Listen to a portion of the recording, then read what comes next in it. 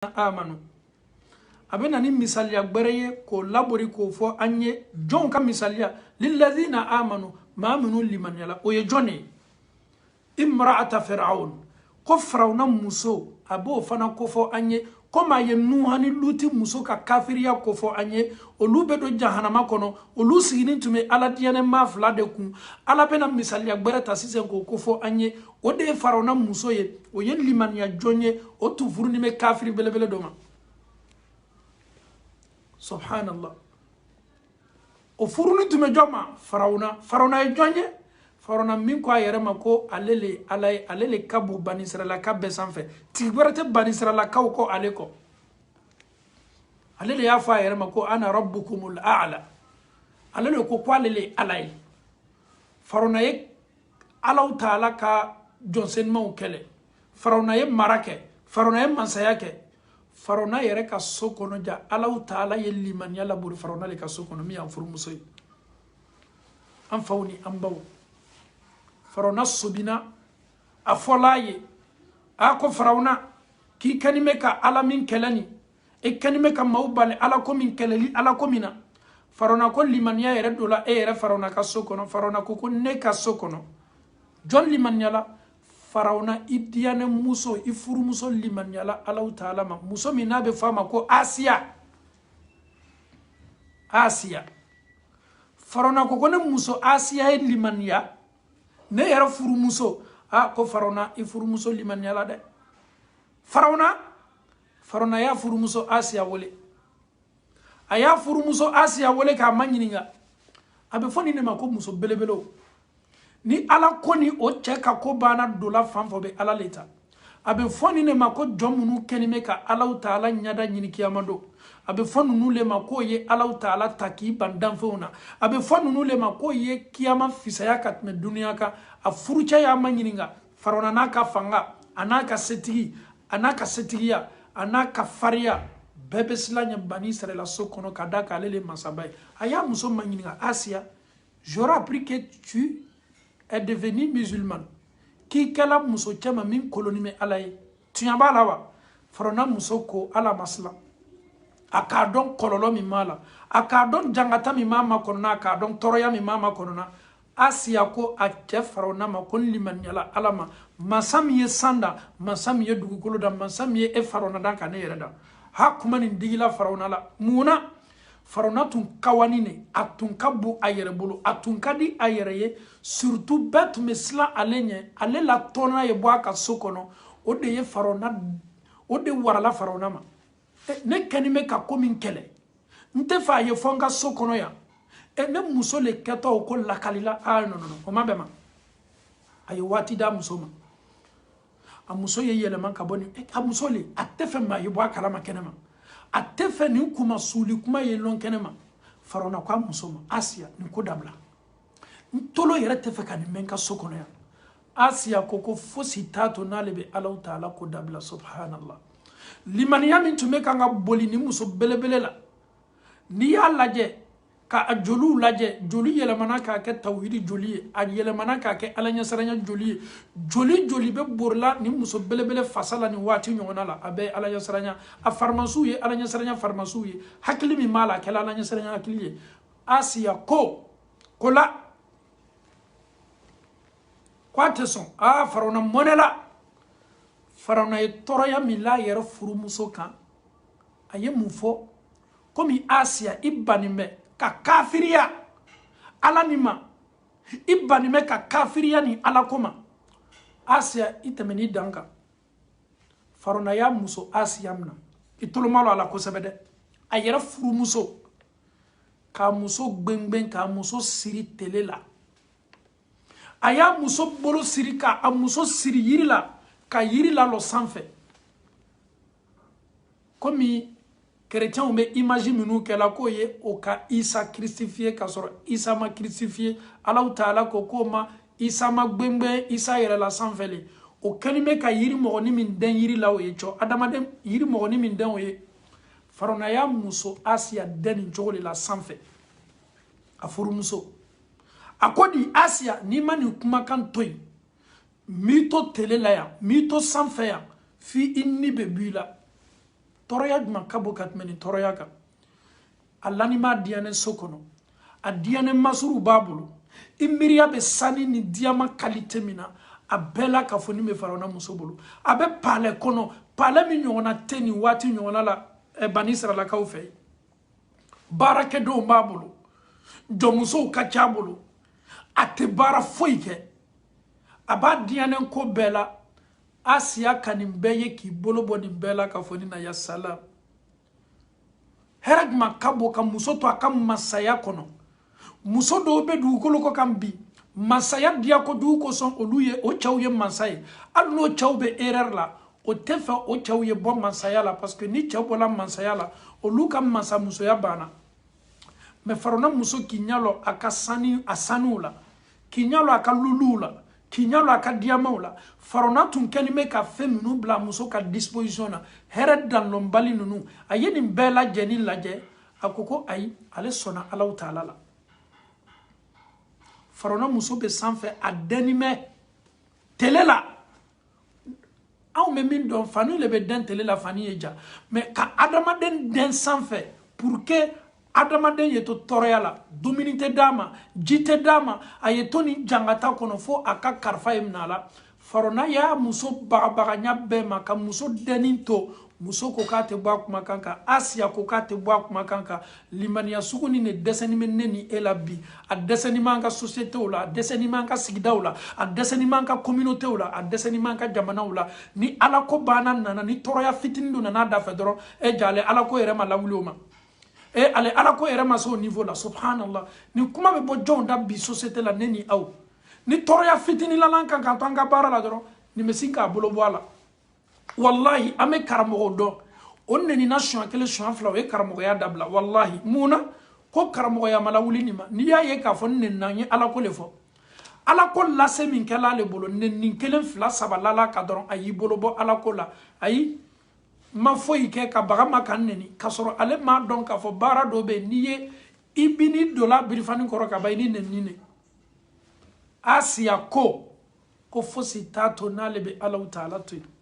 ka farauna mone koda na mado aba kenyami parce que femi même muso la ni wati nyona la ale farauna tesa yelemana atesa changer la aye fere beke proposition beke a muso yese segina ko aye kafiriya alama muso koko ayi belebele udo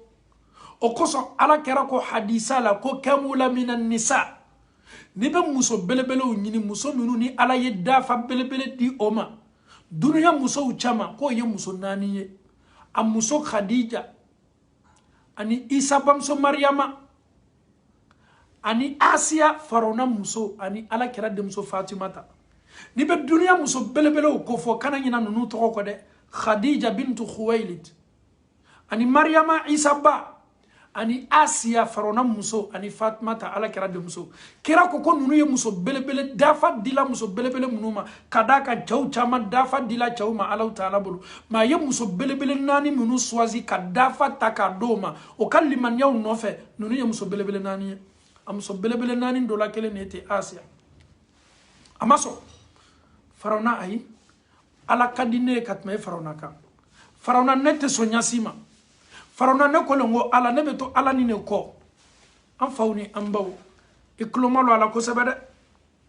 ala taala ko ni muso tumana mina bana farona ka sola abana ka shamrula abana ka masrula abana ka jona abana fembela ka ala taala ta ka deni to nin toroya ni jangatala jani ni muso ka karfa yemna la segela torola amaba kuma kan ka kadam na sogoma fo wurafe adeni me telekele ta teleflate ka banfana ka domini di ni musoma awye ni muso laje atorola aka don ka fo ka toto sayama muso ni mini kanabo alama ni muso belebele be na Allah taala wole abena munyini Allah taala fe jana ni ye bo ala jana ka kalfa yimna la abe munata Allah taala fe Allah taala ko إذ قالت نمسكو ربي نتيجي الله تعالى ربي ابن لي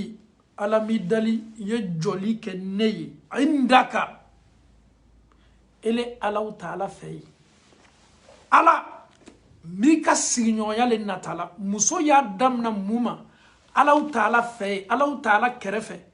abe Allahu Ta'ala ka signyoya le nyinina muna bo nyinina baitan ko Allahu Ta'ala ye bondolo ale ye arjina kono ala yere kerefe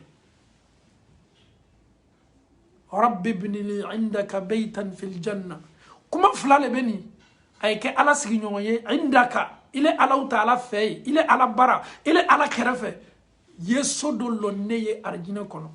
ayadam na muma madam na soma de ayadam na alaka signyoya de ma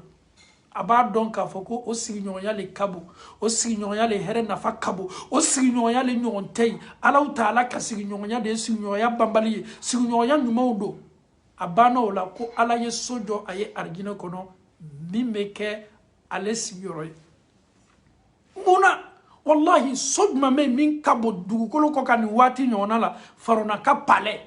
aye bani sala ka ubla travail forcé bara munula ni ka farona ka bonye ali bi maw beta tourisia bonda kono kata farona ka sojonu laje Egypte muna farona ye loli minke mautuma bolo aye bani sala ka ujonyamna ayo bla bara gbelawna o ye sodo ujo hakilite se sona manyasima ko mawde ya lo kasoro machine fo e malo nunu muso tuma diane boni kono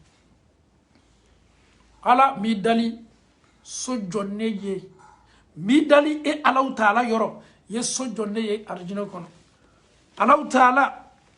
muso ni yeni fomin ke Allahu Ta'ala masaba masaseti masafangama wallahi kuma madia Allahu Ta'ala e kanimbo kuma dia Allahu Ta'ala e ka Asia kuma kanimbo akodi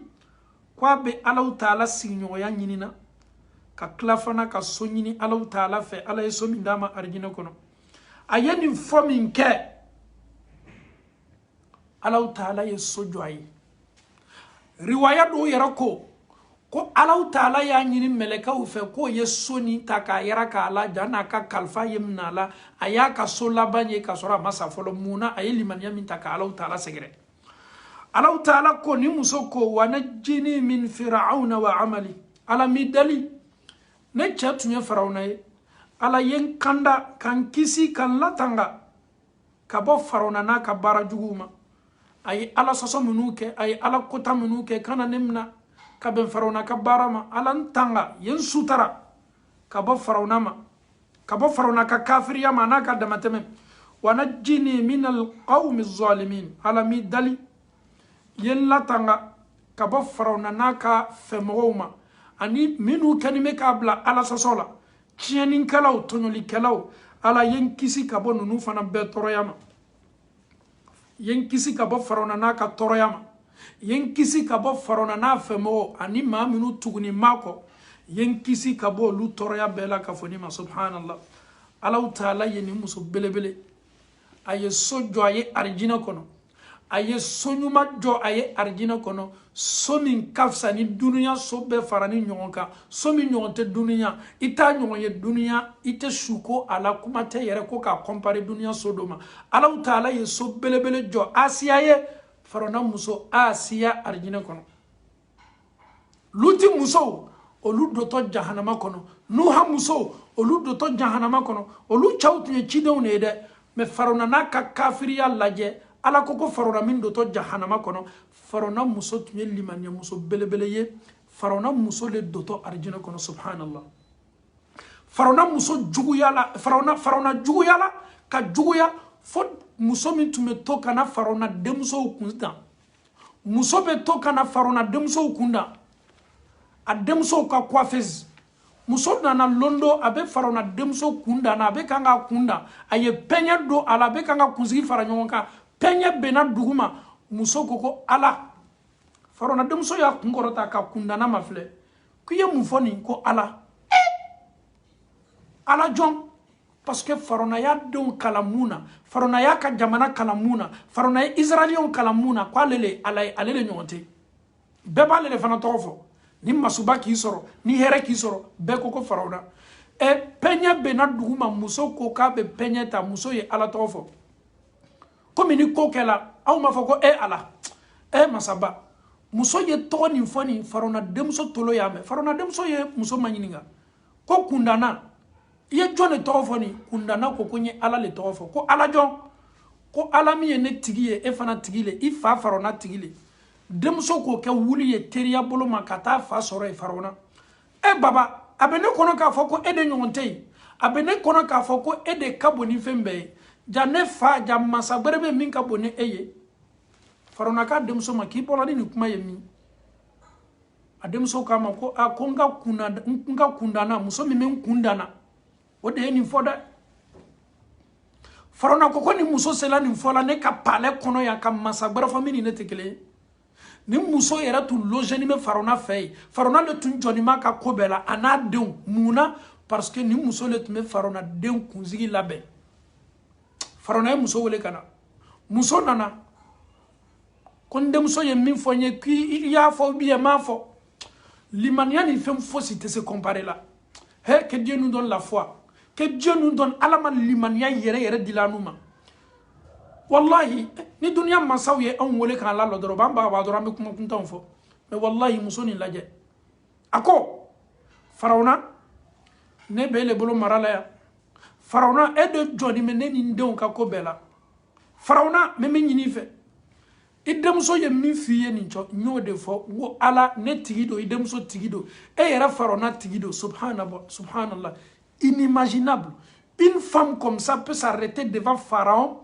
et tenir ce genre de discours en disant que oui c'est Allah subhanahu wa ta'ala qui est mon Seigneur ha Farona tun ka bɔ a yɛrɛ bolo wa Fir'auna dhil awtad Farona tun ka bɔ a yɛrɛ bolo Farona tun ka bɔ a yɛrɛ bolo surtout muso ye nin kuma sugu fɔ a ye a ko muso i kɛni bɛ ka ala kuma min fɔ nin i m'a dɔn k'a fɔ ko ne Farona bɛ nin ko kɛlɛ la wa muso ko m'a dɔn kosɛbɛ mais ala le ye ne da ne ka kan ka alaw taalaw de ko fɔ n ka kan ka alaw taalaw de bato muso Farona ko muso ma n'i ma ala kuma nin lalɔ n bɛ tɔɔrɔya la i kan kabi ala i ya alaw y'i da tɔɔrɔya min ma la i kan muso ko k'a sɔnna tɔɔrɔya ma mais a tɛna ala ko yɛlɛ k'a to yen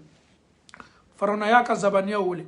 a y'a ka sɔrasiw wele a y'a ka gardiw wele k'o ye daga ta k'a bila ta la tasuma bilala daga kɔrɔ ka tasuma ni ɲaga ka tila fana ka tulu kɛ a la ka tulu kalaya bilahi